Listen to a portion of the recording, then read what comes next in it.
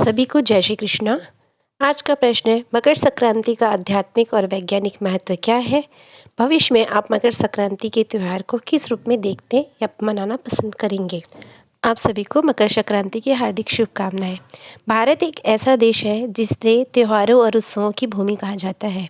हिंदू धर्म के प्रमुख त्योहारों में मनाए जाने वाले त्यौहार में से मकर संक्रांति भी एक प्रमुख त्यौहार है, जिसे हिंदू धर्म बड़े धूमधाम और हर्षोल्लास के साथ मनाते हैं।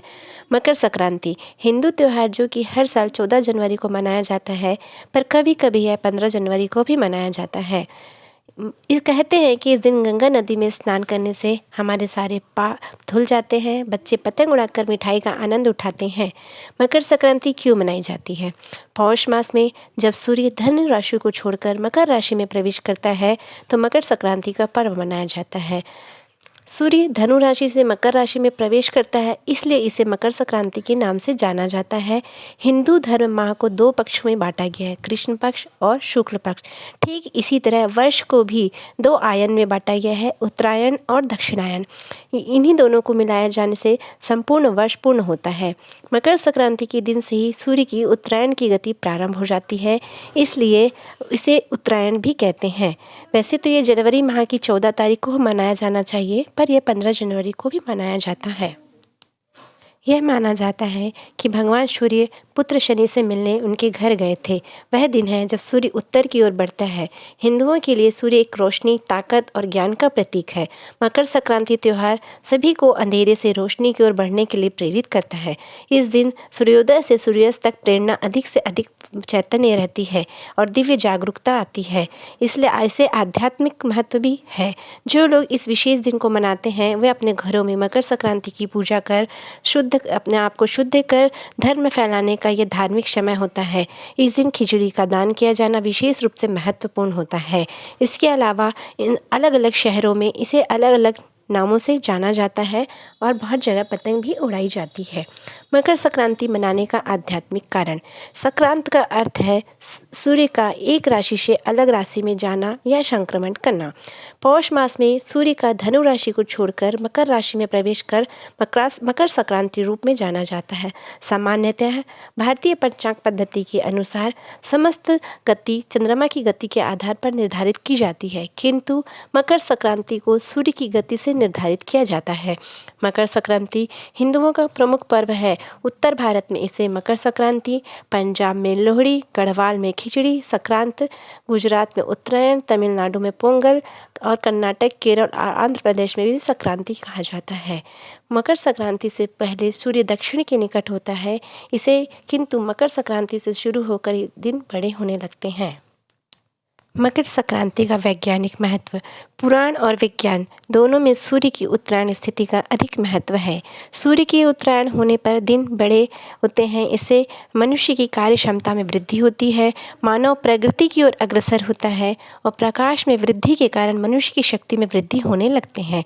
इस दिन से दिन बड़े होने लगते हैं, सूर्य की रोशनी अधिक होती है और अंधकार कम होता है, जिससे कि हमारा शरीर स्वस्थ रहता है। मकर संक्रांति के समय नदियों में स्नान किया जाता है, जिससे तमाम रोग दूर होते हैं और इस दिन नदियों में स्नान करने का बहुत महत्व होता है।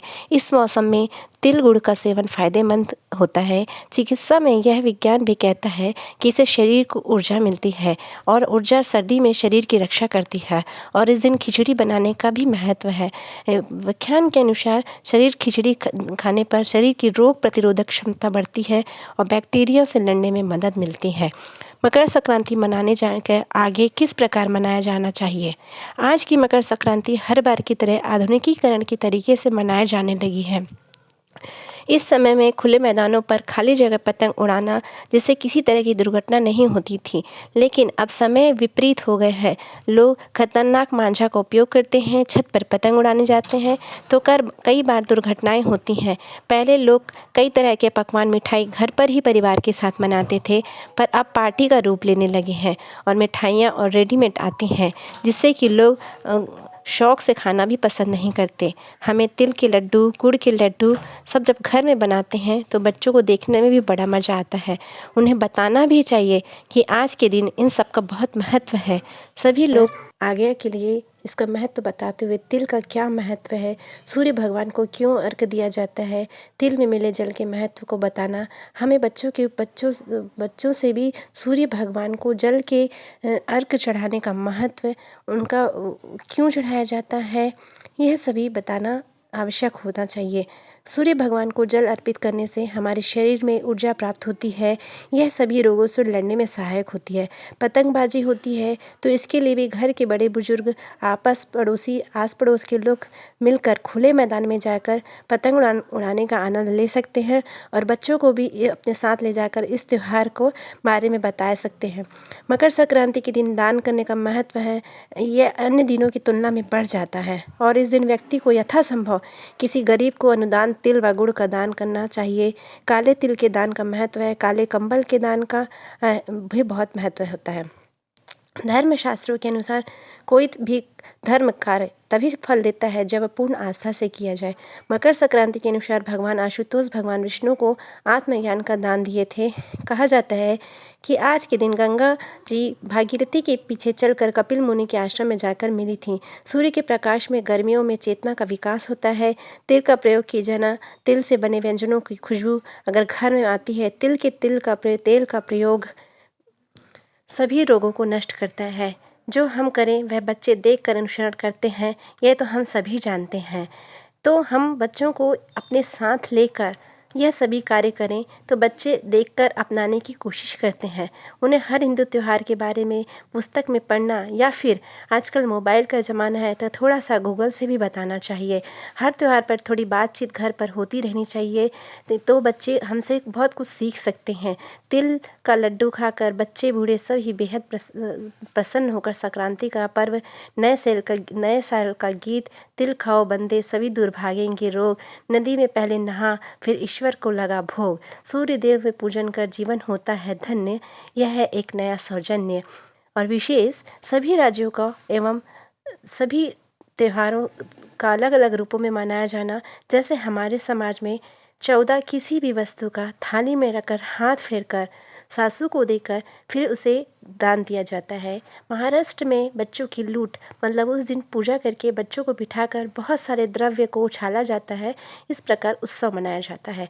छत्तीसगढ़ में इसी दिन तिल और गुड़ के पहाड़ बनाते हैं और लड़कों से उसे फोड़ने का रीति रिवाज है। इन सभी के पीछे का आशय सिर्फ एक ही है, सुख समृद्धि एवं स्वास्थ्य संबंधी क्रियाओं से रूप कैसे भी हो त्योहार के मनाने का उद्देश्य तो एक ही होता है और हमें यह सब आपस में ही बताना और सभी को बताना चाहिए। एक दोहा, आशीष और मेरा साथ जैसे डोर पतंग, जीवन के आकाश में रहे हमेशा संग,